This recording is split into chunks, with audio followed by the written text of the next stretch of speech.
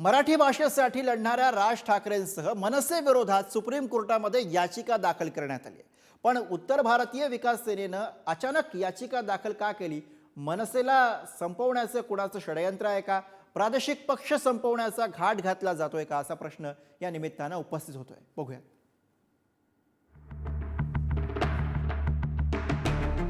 राजसाहेब ठाकरे, तुम्ही हिंदूंना मारायचा आदेश दिलेला आहे असं वाटतं, म्हणून मी तुमच्या विरुद्ध सुप्रीम कोर्ट मध्ये जाऊन ही याचिका केलेली आहे। भैयाला जर एवढा महाज असेल आणि मराठी पक्ष जर बंद करायच्या मागे लागले असतील तर मग भैयानी पण इथे राहायचं की नाही, आम्हाला विचार करावा लागेल। धमक्याने मी घाबरत नाही।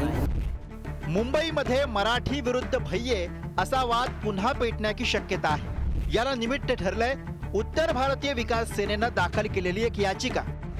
राज ठाकरेंविरोधात गुन्हा दाखल करून मनसेची मान्यता रद्द करावी अशी मागणी सुनील शुक्ला यांनी केली आहे। तर मनसेनं जशास तसं उत्तर देत भैयांना मुंबईत महाराष्ट्रात राहू द्यायचं का यावर विचार करावा लागेल असा इशारा संदीप देशपांडेंनी दिलाय। उत्तर भारतीय विकास सेनेचे अध्यक्ष सुनील शुक्लांनी राज ठाकरेंविरोधात सर्वोच्च न्यायालयात धाव घेतली आहे। हिंदी भाषिकांवरती मनसे कार्यकर्ते हल्ला करत असल्याचा उल्लेख केला। मराठी भाषा न बोलणाऱ्या उत्तर भारतीयांना धमक्या दिल्या जात असल्याचा आरोप आहे। धमक्या आता सार्वजनिक हिंसाचार आणि शारीरिक हल्ल्यांपर्यंत वाढल्या।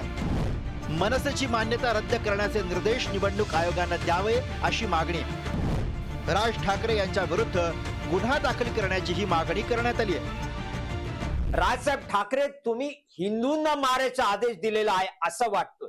राजसाहेब ठाकरे, आपण केवळ उत्तर भारतीय नव्हे, मराठी लोकांचा पण विरोधक आहे, म्हणून मी तुमच्या विरुद्ध सुप्रीम कोर्ट मध्ये जाऊन ही याचिका केलेली आहे। कोण भैये बिये लोक ठरवणार का मनसेचा पक्ष मान्यता ठेवायची की नाही? जाऊ दे सुप्रीम कोर्ट, आम्हाला फरक नाही पडत त्याचा। आम्ही जी कायदेशीर लढाई ते लढू। पण या भैयाला जर एवढा महाज असेल आणि मराठी पक्ष जर बंद करायच्या मागे लागले असतील तर मग भैयांनी पण इथे राहायचं की नाही, आम्हाला विचार करावा लागेल। मुळात तुम्ही याच्या वाटतं षडयंत्र लक्षात घ्या। प्रादेशिक पक्षांना संपवण्याचं षडयंत्र हे भारतीय जनता पक्ष करते आणि हे त्यांचेच पिट्टू आहेत जे कोण आहेत। धमक्याने मी घाबरत नाही। मी सनातनी हिंदू आहे। जर त्यांना मारहाण करायचं आहे, मी आहे बसला इकडे, त्यांच्याकडे पत्ता आहे। मी एकच बोलण्यात इच्छितो, हिंदू आणि हिंदू विरोधी जर तुम्ही झालं तर हा हिंदू सोडणार नाही। गुढीपाडव्याच्या मेळाव्यातनं राज ठाकरेंनी मराठी भाषेचा मुद्दा उपस्थित केला। बँका आणि कार्यालय यांच्यामध्ये मराठी बोलली जाते की नाही याची खात्री करण्याचे आदेश कार्यकर्त्यांना दिले। यामुळे संपूर्ण राज्यभरामध्ये मनसैनिकांनी आक्रमक भूमिका घेतली। अनेक बँकांमध्ये जाऊन मराठी बोलण्याचा आग्रह धरला। तसंच मराठी बोलणार नाही म्हणणाऱ्या हिंदी भाषिकांना मनसे स्टाईल दणका सुद्धा दिला। पण नंतर मनसेला हे आंदोलन थांबवावं लागलं।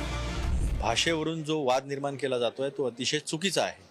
मराठी ही आपली भाषा आहे, मराठी महाराष्ट्रात चाललीच पाहिजे याच्याशी दुमत असण्याचं कारण नाही। पण ज्या केंद्रीय संस्था आहे त्यांच्यावर अशा पद्धतीनं दबाव टाकणं हे काही योग्य नाही आहे। बऱ्यापैकी मराठीत चालतं आणि हिंसा जी आहे त्याचं समर्थन आम्ही कधीच करणार नाही। राज ठाकरेंच्या भूमिकेची आम्ही सहमत नाही। मुंबई ही राजधानी आहे, आर्थिक राजधानी आहे आणि मुंबईने अनेक लोकांना आधार दिलेला आहे। मुंबईने अनेक भाषिकांना त्या ठिकाणी नोकरी दिलेली आहे आणि मराठी भाषिकांची तर मुंबई आहेच आहे। मराठी त्या ठिकाणी बोललं पाहिजे हे पण ठीक आहे। खरं तर मनसेने मराठी भाषेसाठी सुरू केलेल्या आंदोलनास सर्वात आधी ॲडव्होकेट गुणरत्न सदावर्ते यांनी विरोध केला।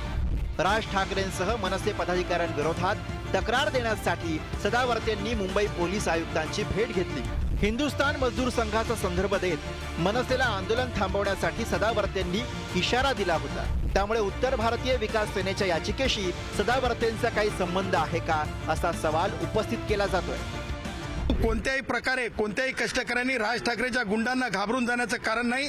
कारण भारतीय संविधानामध्येच right to expression and speech दिलेलं आहे। त्याच्यामुळे माझी मेरी मर्जी, मी मराठी बोलेल, इंग्लिश बोलेल, हिंदी बोलेल, मेरी मर्जी। भाषा असू शकते अर्जबाजारीची, परंतु भाषा हीच बोलली पाहिजे, तीच बोलली पाहिजे, ही सक्ती असू शकत नाही। माननीय गृह मंत्री जी से और माननीय मुख्यमंत्री जी से महाराष्ट्र के अनुरोध करना चाहता हूं कि हिंदी भाषी पूर्वांचली हिंदी भाषियों को आप संरक्षण देने का काम करें। क्योंकि जिनकी राजनीतिक अस्तित्व जिनका खोता जा रहा है एमएनएस मनसे के लोगों का, अब वो अपने खोई हुई राजनीतिक अस्मिता को पाने के लिए ओछी हरकत करने का काम। आगामी महापालिका निवडणुकांच्या तोंडावर पुन्हा एकदा मनसेला बळ देण्यासाठी मराठीचा मुद्दा हाती घेण्यात आल्याची चर्चा आहे. पण राज ठाकरेंच्या आदेशानंतर 5 दिवसात मनसे कार्यकर्त्यांनी आपलं आंदोलन थांबवलंय. असं असताना अचानक उत्तर भारतीय विकास सेनेनं मनसे विरोधात याचिका दाखल करून नवा वाद छेडलाय. त्यामुळे आता उत्तर भारतीय विरुद्ध मराठी हा मुद्दा पुन्हा एकदा चर्चेच्या केंद्रस्थानी येणार हे नक्की. श्रेयस सावंत, पुढारी न्यूज, मुंबई.